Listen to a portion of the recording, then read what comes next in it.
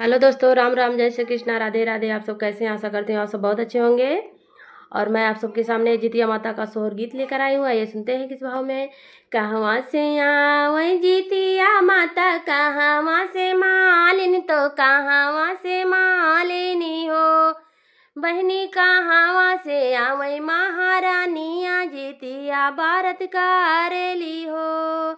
बहनी कहवा से हो, ये बहनी कहवा से आवे महारानिया, जितिया भारत करेली हो। पूर्वा से आवे जितिया माता, पछुआ से मालिन, तो पछुआ से मालिनी हो।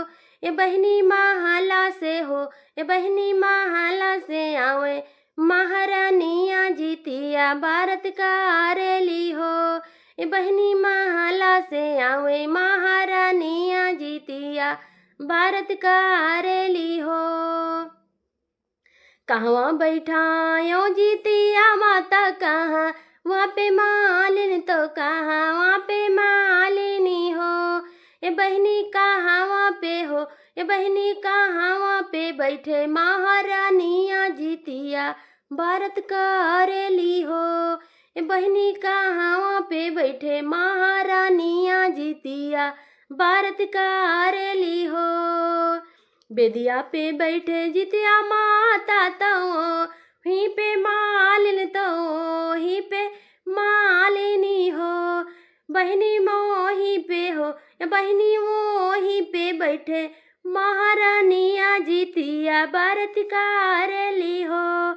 ए बहनी बेदिया पे बैठे महारानिया, जितिया भारत करेली हो।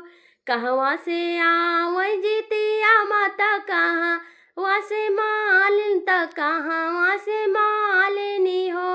ये बहनी कहाँ वहाँ से हो, ये बहनी कहाँ वहाँ से आवे महारानिया, जितिया भारत करेली हो। बोलो जितिया माता की जय।